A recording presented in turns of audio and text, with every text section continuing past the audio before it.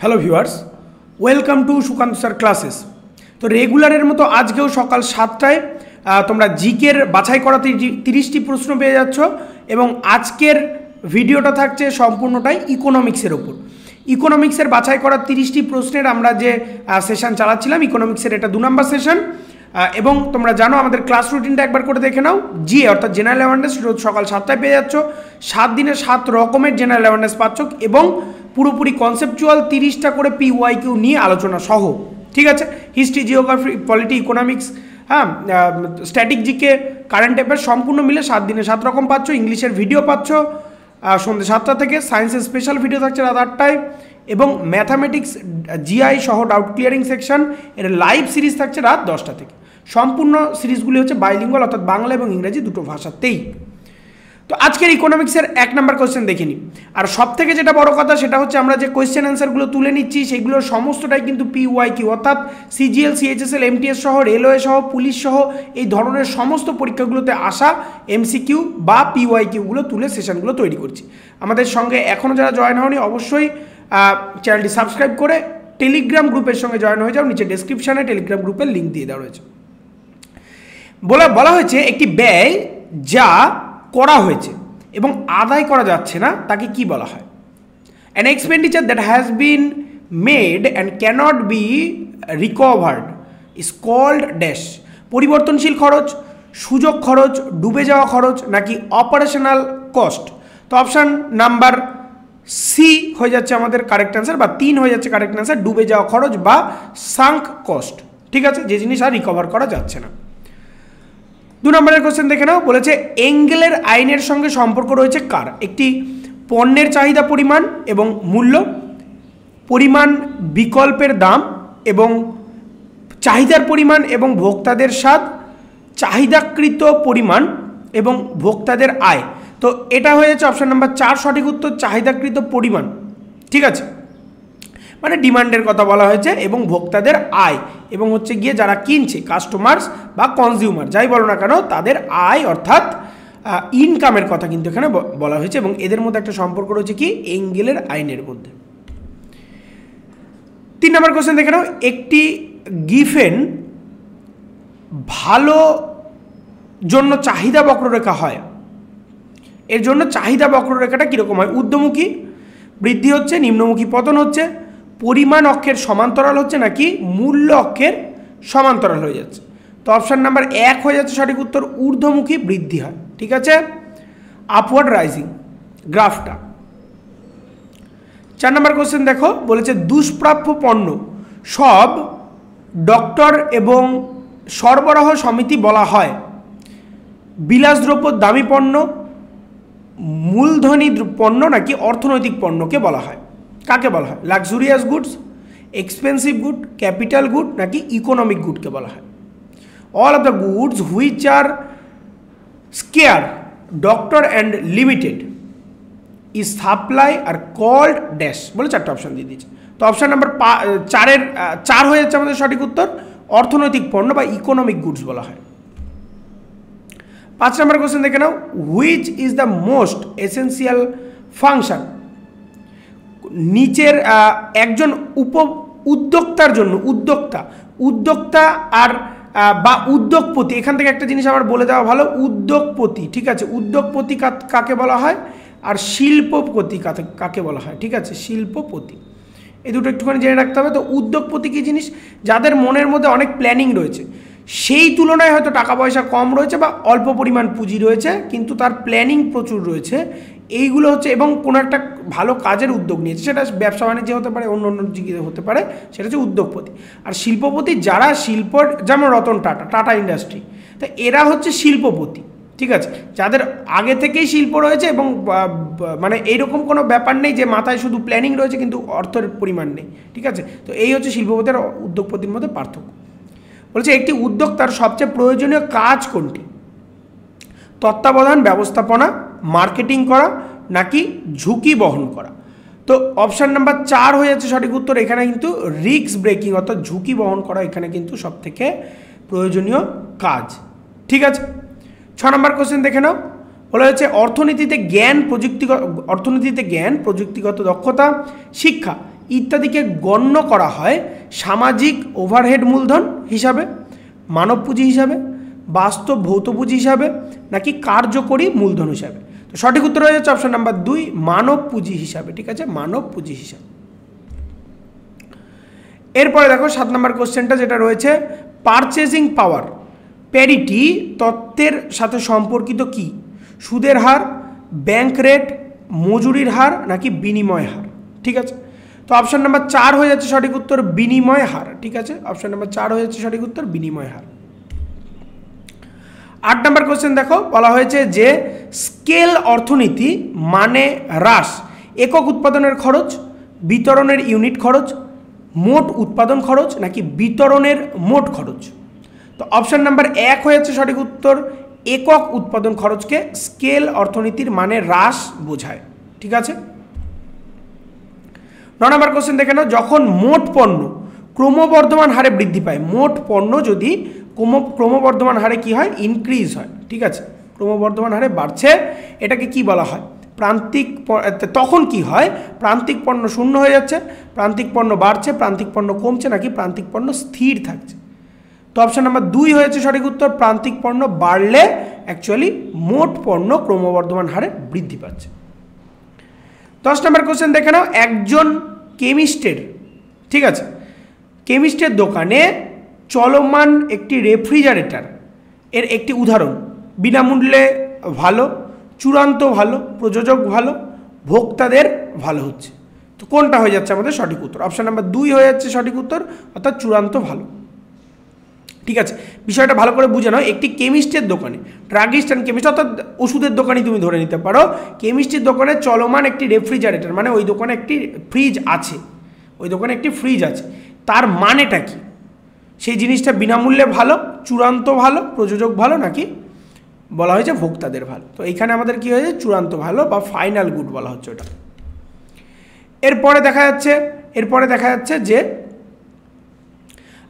যখন গড় উৎপাদন খরচ যখন গড় খরচ উৎপাদন কমে যায়, তখন উৎপাদনের প্রান্তিক খরচ হতে হবে কি হবে? প্রান্তিক খরচ উঠছে মানে ইনক্রিজিং, পড়ছে মানে ডিক্রিজিং, গড় খরচ হচ্ছে বেশি হবে নাকি গড় খরচ হচ্ছে কম হবে? তো সঠিক উত্তর আমাদের হয়ে যাবে গড় খরচ হচ্ছে কম হবে। ঠিক আছে, less than the average cost. 12 number question দেখে নাও, উৎপাদন ফাংশন প্রকাশ করে কি? প্রকাশ করে উৎপাদন ফাংশন কি প্রকাশ করে? শারীরিক ইনপুট এবং আউটপুটের মধ্যে প্রযুক্তিগত সম্পর্ক, শারীরিক ইনপুট এবং আউটপুটের মধ্যে আর্থিক সম্পর্ক, ফাইন্যান্স এবং প্রযুক্তির মধ্যে সম্পর্ক, উৎপাদনগুলির মধ্যে সম্পর্ক। তো অপশন নাম্বার 1 হয়ে যাচ্ছে আমাদের সঠিক উত্তর, শারীরিক ইনপুট এবং আউটপুটের মধ্যে প্রযুক্তিগত সম্পর্ক। 13 নম্বর কোশ্চেন দেখে নাও, বলা হয়েছে যে extension or contraction of quantity extension or contraction of quantity demand ডিমান্ডের কথা কিন্তু এখানে বলা রয়েছে। ঠিক আছে, কোয়ান্টিটি ডিমান্ডের কথা বলা রয়েছে অফ এ কমোডিটি। ঠিক আছে, অফ এ কমোডিটি মানে কোনো একটা দ্রব্যের ওপর is a result of change in the, কোন জিনিসটার চেঞ্জ হচ্ছে।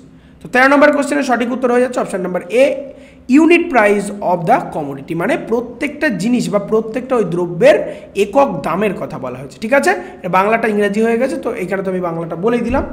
চলে আসো 14 নম্বর কোশ্চেনে, বলা হচ্ছে যে পেট্রোল এবং গাড়ির মধ্যে চাহিদার ক্রস স্থিতিস্থাপকতা, ঠিক আছে, ক্রস ক্লাস্টিসিটি বা cross elasticity of demand between petrol and car, এটার কথা বলা হয়েছে। এটার কি সম্পর্কটা? অসীম, ইতিবাচক, শূন্য, নাকি নেতিবাচক?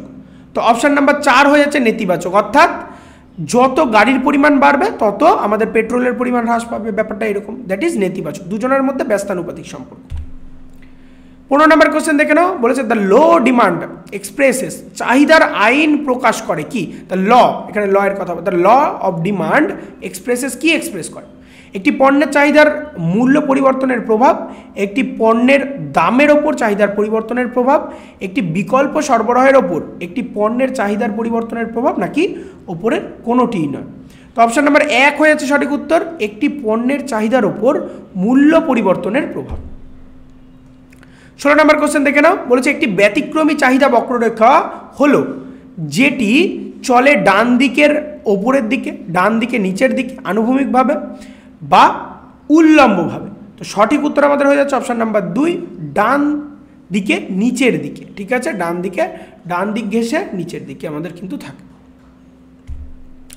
এরপর দেখো 17 নম্বর কোশ্চেন, বলেছে উৎপাদন ফাংশনের মধ্যে সম্পর্ক ব্যাখ্যা করে কি? উৎপাদন ফাংশন মধ্যে সম্পর্ক ব্যাখ্যা করে প্রাথমিক ইনপুট এবং চূড়ান্ত আউটপুট, নাকি ইনপুট এবং চূড়ান্ত খরচ, আউটপুট এবং খরচ, নাকি আউটপুট এবং রপ্তানি। জিনিসগুলোকে একদম ডিটেলসে জেনে যাও, কারণ এই ধরনের কোশ্চেন আপকামিং 2024 এই এক্সামগুলোতে কিন্তু ইম্পর্টেন্ট হচ্ছে। ঠিক আছে, তো এটার ক্ষেত্রে দেখে নাও 1 নম্বর কোশ্চেন, 1 নম্বর অ্যান্সার হয়ে যাচ্ছে আমাদের সঠিক অ্যান্সার, অর্থাৎ প্রাথমিক ইনপুট এবং চূড়ান্ত আউটপুট। 18 নম্বর কোশ্চেন দেখো, বলেছে অর্থনীতিতে উপযোগিতা বা ইউটিলিটি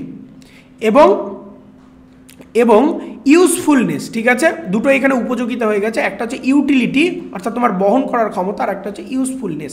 এই দুটো কি একই অর্থ বহন করে, ভিন্ন অর্থ বহন করে, বিপরীতার্থক অর্থ বহন করে, নাকি ওপরের কোনোটি নয়? তো অপশান নাম্বার 2 হয়ে যাচ্ছে আমাদের সঠিক উত্তর, দুটো আলাদা অর্থ বহন করে। কিন্তু ইউটিলিটি মানে তোমার যা বহন করা সম্ভব বা তোমার যা কস্ট ক্যারি করতে পারো সেটা। ঠিক আছে, আর ইউজফুলনেস মানে যতটা ব্যবহার করা যায় সেটা।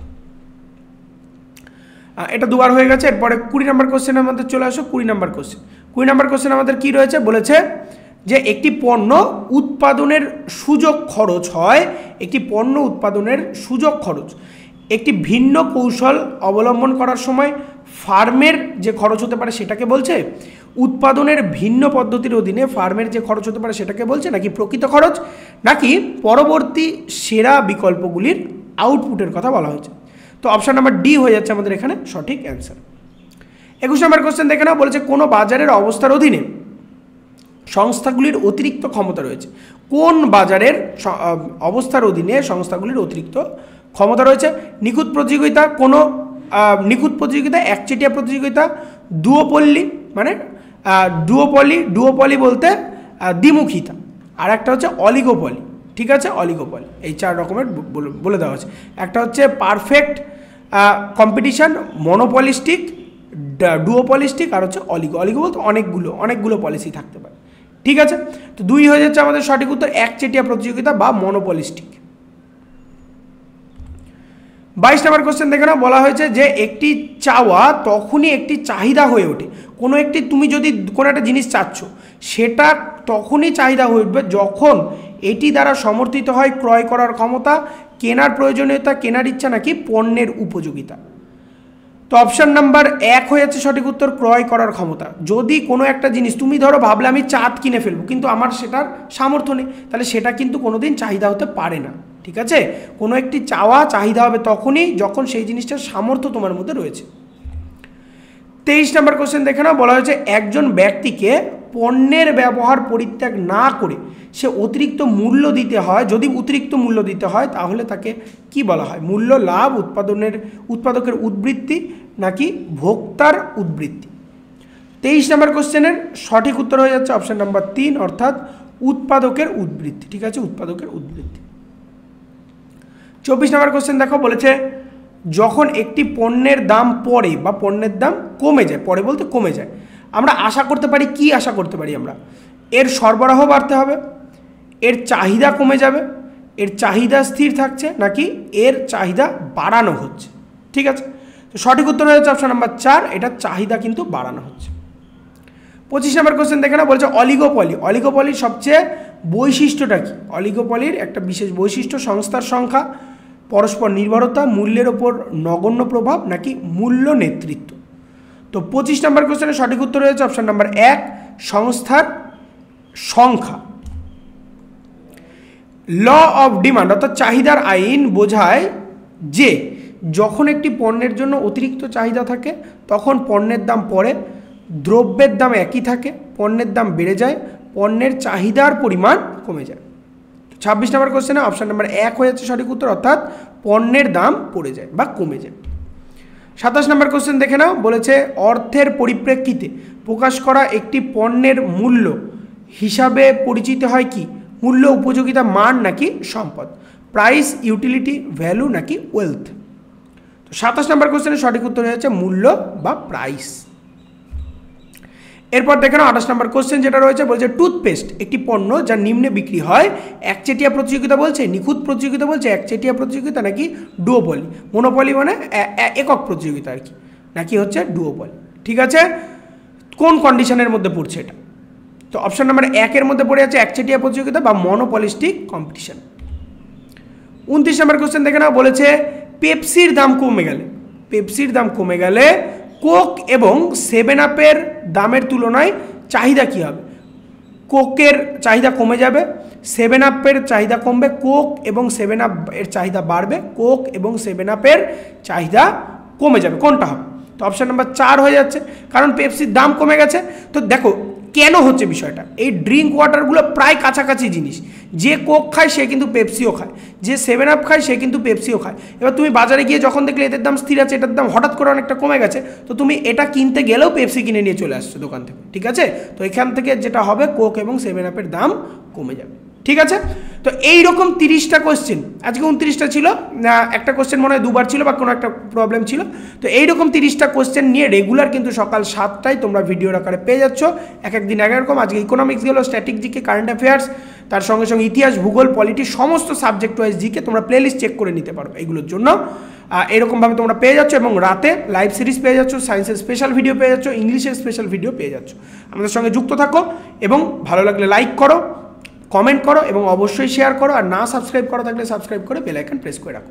খুব ভালো থাকো আর পড়তে থাকো সিলেকশনের জন্য।